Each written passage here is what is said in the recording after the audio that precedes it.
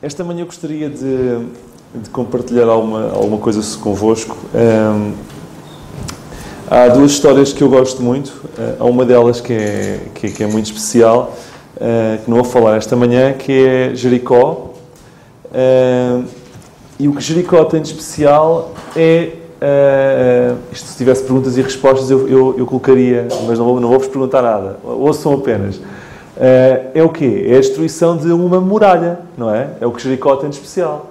Todas aquelas as voltas à volta, todo aquele trabalho que eles tiveram foi para quê? Para no final do dia a muralha poder cair. Eu gostava de vos falar agora sobre uma construção de uma muralha. É verdade. A Bíblia diz que há tempo para juntar pedras e para espalhar pedras.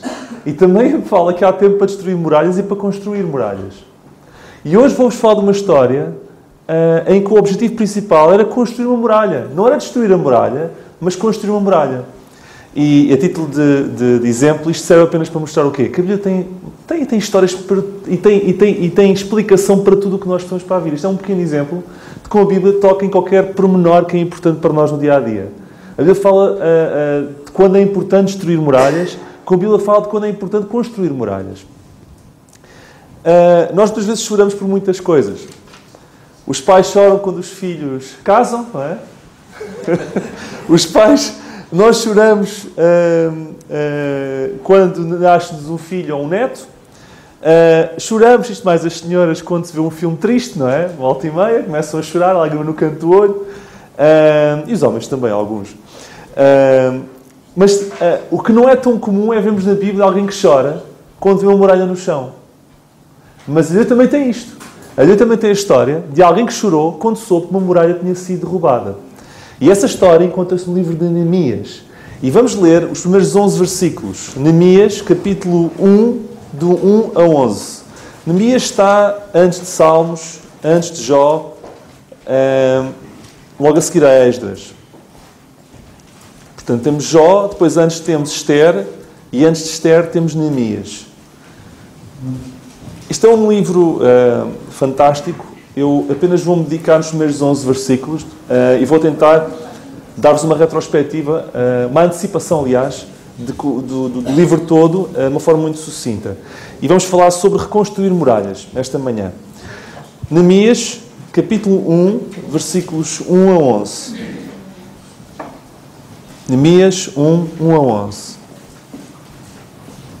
As palavras de Neemias, filho de Acalias, e sucedeu no mês de Quisleu, no ano 20º, estando eu em Susã, a fortaleza, que veio Anani, um dos meus irmãos, ele e alguns de Judá, e perguntei-lhes pelos judeus que escaparam e que restaram do cativeiro, e acerca de Jerusalém. E disseram: os restantes que restaram do cativeiro, lá na província, estão em grande miséria e desespero, e desprezo, e o muro de Jerusalém fendido e as suas portas queimadas a fogo. Um parênteses. Estamos aqui em Neemias, que estava no cativeiro em Susã, na Babilónia, e de repente veio a Anani, um dos seus irmãos, com uns amigos judeus, e que tinha vindo de Jerusalém, e que explicou-lhe como é que Jerusalém estava. E diz-lhes a eles: olha, aquilo está eles estão em grande desespero, grande miséria, grande desprezo, o muro de Jerusalém está fendido e as suas portas estão queimadas a fogo. E faça isto, versículo 4. E sucedeu que, ouvindo eu estas palavras, o Neemias, assentei-me e chorei e lamentei por alguns dias. E estive jejuando e orando perante o Deus dos céus. Ou seja, Neemias, quando soube disto e do estado em que as coisas estavam em Jerusalém, ele cai, ele prostra-se e fica em humilhação perante Deus. Versículo 5. Ele faz uma oração a Deus. E disse: Ah, Senhor, Deus dos céus, Deus grande e terrível, que guardas o conserto e a benignidade para com aqueles que te amam e guardam os teus mandamentos.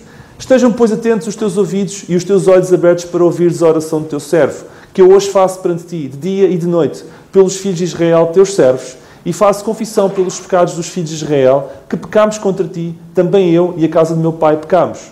De todo nos corrompemos contra ti e não guardámos os mandamentos, nem os estatutos, nem os juízos que ordenaste a Moisés, teu servo.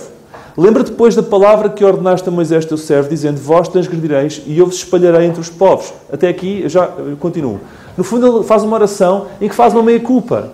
Ele diz: eu pequei, nós pecámos, todos pecaram. O problema aqui é um problema de pecado que resultou nisto, mas lembra-te do teu concerto que fizeste com o teu povo, que nos voltarias um dia a congregar.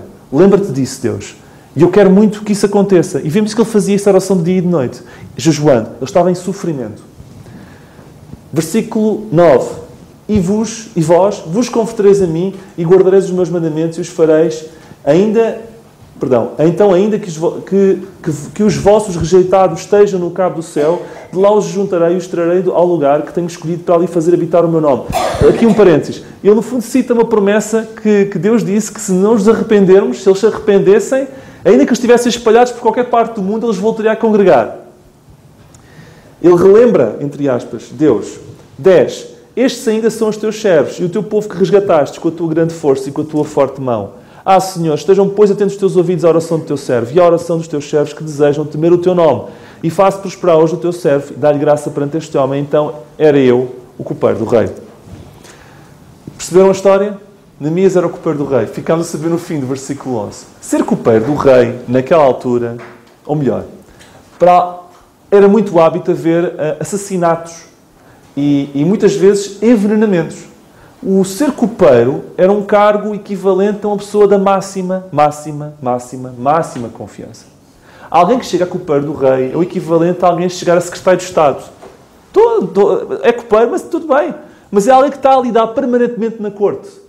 Ele estava numa posição super alta. Na grande potência mundial da época, era ele que servia vinho ao rei. E o servir vinho ao rei não era um trabalhinho de catering.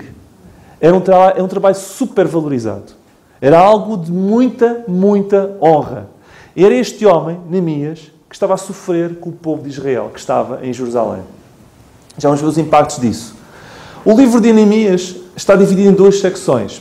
Do capítulo 1 ao capítulo 7, nós vemos a reconstrução dos muros. E no capítulo 8 ao 13, nós vemos a reconstrução das pessoas. Nós vemos aqui 2 reconstruções. Do 1 ao 7 dos muros e do 8 ao 13 das pessoas. Neemias chegou a Jerusalém no ano 444 a.C. para reconstruir os muros, como vamos ver daqui a bocadinho. Mas os muros tinham sido destruídos pelos babilónicos no ano 586 a.C., ou seja, 142 anos antes. Eles tinham arrasado templo, tinham arrasado muros, pegado nos israelitas, cativeiro para cima, todos para a Babilónia. E foi nessa onda que todo Israel foi, e por isso é que Neemias estava na corte nessa altura. Em resultado de tudo isso. E nós vemos, não aqui, mas nós vemos que o templo já tinha sido reconstruído. Eles demoraram, sabem quanto tempo a reconstruir o templo? 70 anos. 70 anos. Mas sabem quanto tempo é que Neemias levou a reconstruir os muros quando chegou lá? 52 dias. Já viram? Eles demoraram 70 anos a reconstruir o templo, mas Neemias, quando chegou lá, vai demorar 52 dias. Aqui apenas alguns números que são importantes antes de nós analisarmos isto. O que eu acho caricato é que eles, passados 142 anos, isto é caricato, tinham um templo, mas não tinham muros. Já viram? Eles dedicaram-se a construir o templo, mas os muros continuavam no chão. É estranho isto. Isto estava para outra mensagem, não vou por aí hoje. Porquê é que eles começaram pelo templo e não fizeram primeiro os muros à volta? Isto é profundo. São paredes, eu não resisto. Eu ponho um alarme em casa, ou ponho uns gradamentos, volta e meia, a gente passa na rua e vê aquelas casas com os gradamentos altíssimos. Nem se vê a luz do sol. Mas pensamos, deve ter alguma coisa de muito valor lá dentro, não é? Tem tanta grade, tanto muro, não é? Eu, por acaso, não tenho essa pancada. Tenho outras. Mas há pessoas que têm proteção e muros e tudo mais. Nós, quando vemos coisas muito moradas, pensamos que aquilo deve ter muito valor lá dentro. Mas quando não vemos uma casa assim, pensamos que aquilo não tem muito valor lá dentro. Quando temos um templo sem muros cá fora, a primeira ideia é isto para mim não é importante. Porque se fosse importante, tinha muros à volta. Até a mesma informação e a imagem que passa para os que estão de fora revela a importância que damos às coisas. O povo estava mal, o povo tinha templo. Aparentemente, temos o templo. Não, tinham o templo, mas cá tinham o templo e foi feito de uma forma errada. Não davam valor ao templo. Porque os muros, se queriam ter um templo, tinham feito primeiro os muros. Então sim, tinham o templo lá dentro. Não é só uma questão de organização, é uma questão de valorização do que estão a fazer. E então sim, mostravam aos outros que o templo era importante, porque tinham os muros que defendiam o templo. Mas pronto, eu não resisti e tive que vos dizer isto. E só vocês verem como é que eles estavam. Eles estavam a fazer show-off. E muitas vezes nós temos religião e cristianismo show-off. Nós estamos aqui presentes, nós batemos no peito, mas depois falta-nos o mais importante. Atenção a isso. Eles estavam a ter um cristianismo, neste caso cristianismo não, mas estavam a fazer uma religiosidade show-off. E por isso é que estavam tão mal. 142 anos para construir os muros, por favor. Mas nós, às vezes, somos assim. Não somos melhores que eles. E então, ele no ano de 444 a.C., 142 anos depois, estava na capital de inverno, em Suzã, a servir o vinho ao rei. Aparece o seu irmão Anani com uns quantos e explica-lhes que aquilo continua de mal a pior. E ele fica desesperado, porque não estava à espera, seguramente, que as coisas continuassem tão más. Então ele faz uma coisa, versículo 4, ele começa a jejuar, começa a orar durante dias e Deus usa-o. E agora gostava de detalhar um pouco, explicar-vos um pouco sobre características, ou melhor, Deus usa pessoas com 3 características. Vemos aqui Neemias ser usado para reconstruir os muros. E eu gostava de vos comunicar 3 características que as pessoas que Deus usa têm que ter necessariamente. E isto vai ser importante para nós. A primeira coisa que eu vejo aqui é que a pessoa que Deus usa sofre sempre com as dores do seu povo. Ninguém pode ser usado por Deus se não sofre com as dores do seu povo. E Neemias estava na boa, estava bem, estava a servir vinho ao rei, estava na corte. Há um tempo atrás, eu vi alguma coisa que falava sobre a corte em Suzã também, e eles encontraram os vestígios. Aquilo era uma coisa de luxo. Vocês veem a Daniel a falar sobre a corte babilónica, aquilo era luxo. Ele tinha necessidade de ir para o meio do nada, para uma zona de desespero, e pôr as mãos na terra, correndo risco de ser morto. Porquê? Porque já tinha havido uma tentativa de reconstrução dos muros um tempo antes. E vemos isso em Esdras. E correu mal. Eles começaram a construir os muros, mas correu mal, desistiram, porque houve alguns dos samaritanos e houve outros povos ali à volta que começaram a fazer queixas ao rei Artaxerxes. E o rei, que é o mesmo rei que ele ia falar a seguir, atenção, é o mesmo rei, coragem para ele, porque já tinha corrido mal para outros, disse que não, que acaba aos muros e ninguém constrói mais. E os judeus, caladinhos e quietinhos, ficaram quietos, não voltaram a construir mais os muros. Então, ele sabia do estado da situação. E ele sofreu imediatamente com as dores dos outros. Aquele estado de passar 4 dias em jejum, em dor, em sofrimento, é de uma pessoa que Deus usa. Porque Deus usa pessoas que sofrem com as dores dos outros, que não são insensíveis. Então, 2 dicas. Se nós eventualmente somos pessoas assim, eu quero-vos dar 2 dicas. Perante a dor dos outros, a primeira coisa que devemos fazer é nunca paralisar. É grande demais, eu não consigo fazer. Na minha especificado assim.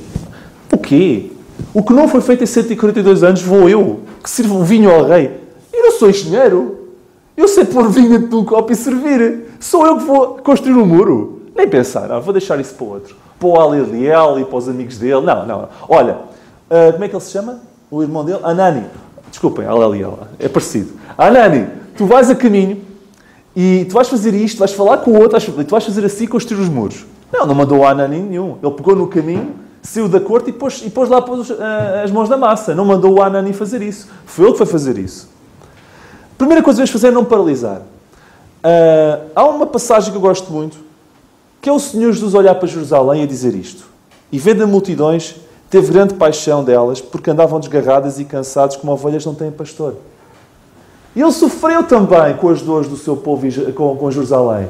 Desgarradas, cansadas, não têm pastor. E sabem qual foi a atitude do Senhor perante isso? Foi imobilização? Foi ficar quieto? Não. Ele disse, se for possível, passa de mim este cálice. Ele também não estava a fazer aquilo com grande...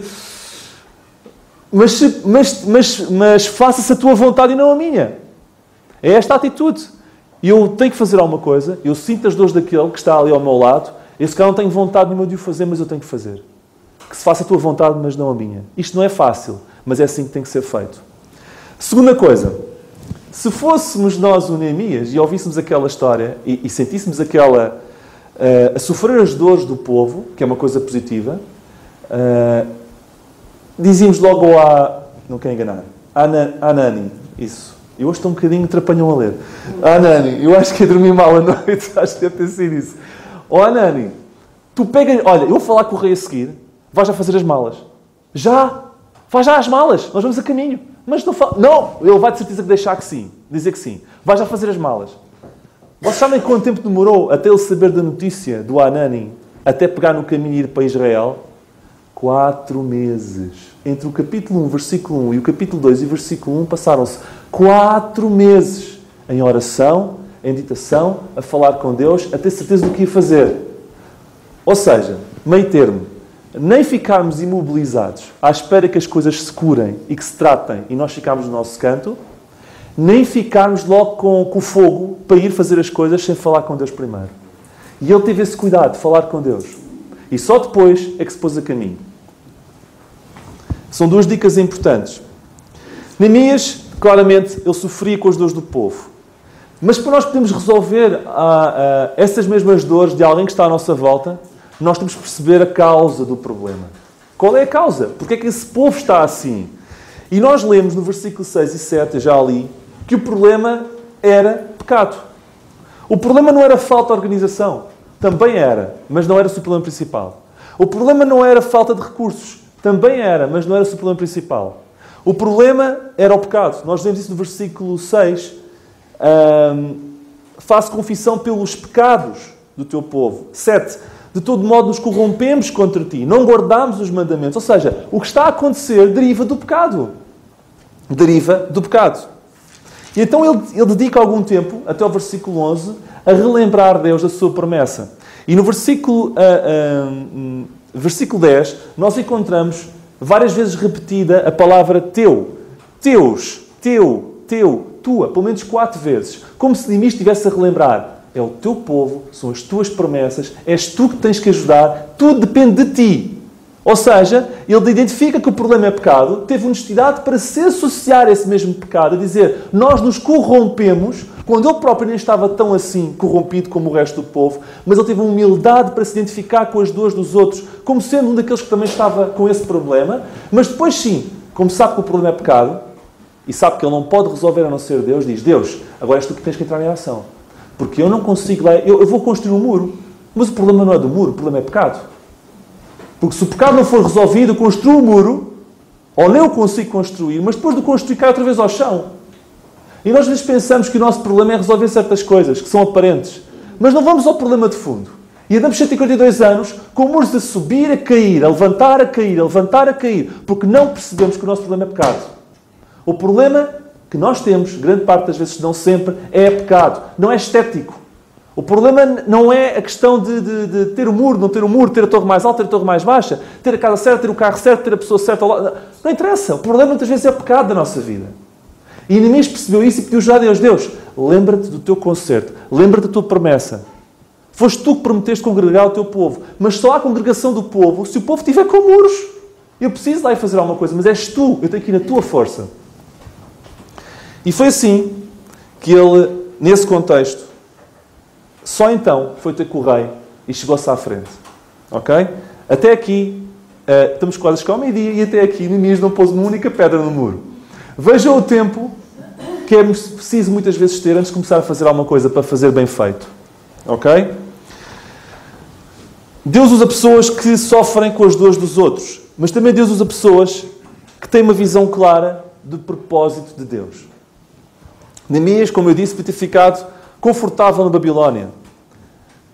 Afinal de contas, o povo já estava lá há 142 anos assim. Dizia, epá, o que é que faz? Já estás lá há 142 anos, pode ficar mais 20.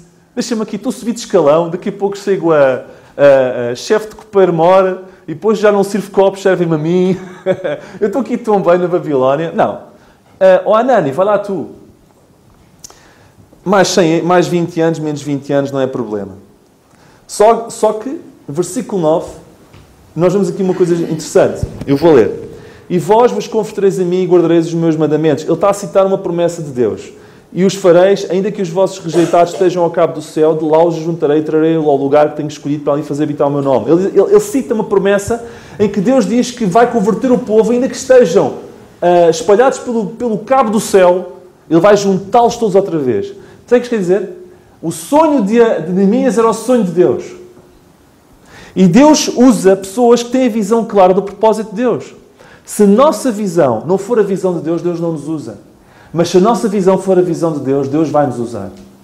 Sentir as dores dos outros, ter a mesma visão que Deus tem E ele tinha essa visão, ele sentia essa visão. Tanto é que a cita perante Deus. O meu sonho também, Deus, é ver o povo de Deus congregado. Ou seja, ele estava em sintonia com a visão de Deus. Ele tinha tudo para poder ser usado por Deus. Visão de Deus igual visão de Neemias. Terceira e última característica que eu queria vos apresentar. A pessoa que Deus usa sofre com a dor dos outros, tem a mesma visão que Deus tem, mas está comprometido com a visão. Porque eu posso ter a visão e não ter um pingo de compromisso. É verdade. Podes dizer assim, tu concordas? Concordo. É isso que eu desejo. Mas depois não fazemos nada. Mas Neemias sentia as dores dos outros, tinha a visão e tinha compromisso para levar a cabo essa missão. Como eu disse, e já citei várias vezes, ele não mandou emissários. Ele foi lá, pôr as mãos na massa. E sendo ele copeiro do rei, como eu já disse, ele estava em posição muito alta. Ele abdicou de tudo, para ir para o nada, correndo o risco de ser morto, porque ele já sabia que a primeira experiência tinha corrido mal. Mas ele arriscou o pescoço quando foi falar com o rei, sabendo que o rei já tinha posto um não à tentativa de reerguer o muro anos antes. Portanto, não foi uma decisão fácil, foi uma decisão corajosa, e depois de enfrentar o rei, ainda teve que enfrentar os outros à volta deles, que não queriam que o muro fosse levantado, porque o diabo também não queria que essa promessa fosse concretizada, do povo ser agregado novamente. Portanto, havia tudo contra Neemias, tudo contra o povo de Israel. Tudo contra. E ele ultrapassou 1, 2, 3, N obstáculos, até ter os muros erguidos. E, curiosamente, fê-lo, com a graça de Deus, em 52 dias. O que nunca ninguém tinha feito em 142 anos. E esta, hein? Foi mais rápido construir os muros do que o tempo que demorou 70 anos. Só mesmo com Deus. E eu acredito que ele só foi possível fazer isto porque começou bem. Porque no princípio passou tempo em oração a Deus. Reconheceu os seus erros e foi numa postura humilde. E Deus o abençoou. Algumas perguntas para terminar. Quais são as necessidades que estão à nossa volta que nos têm vindo a gritar ao ouvido e que nós fingimos não ouvir? Sabem? Todos nós temos muros que estão destruídos à volta, que nos dizem que sabemos que temos que fazer alguma coisa e relutantemente não queremos sair da corte a servir copos de vinho. Quais são as necessidades que estão a se gritar à nossa volta e que nós temos recusado ouvi-las? Pensem nisso.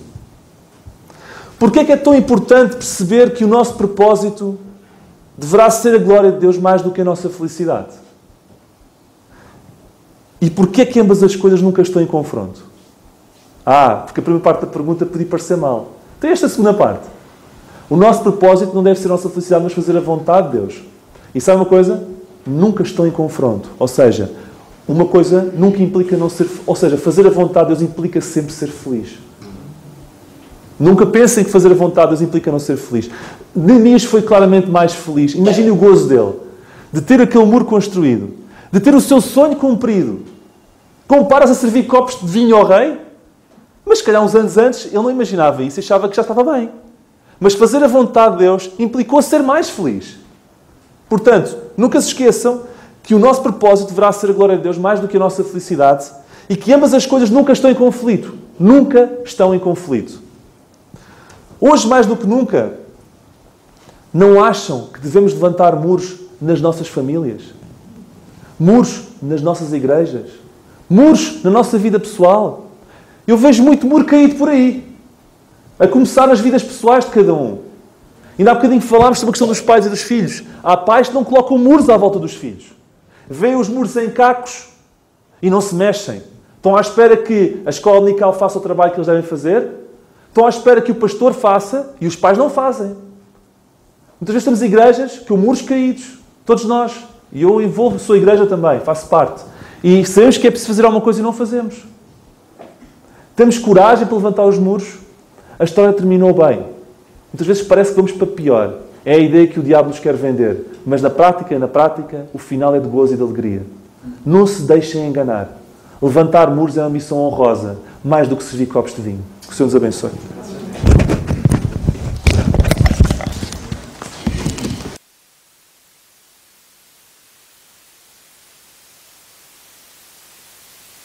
Isto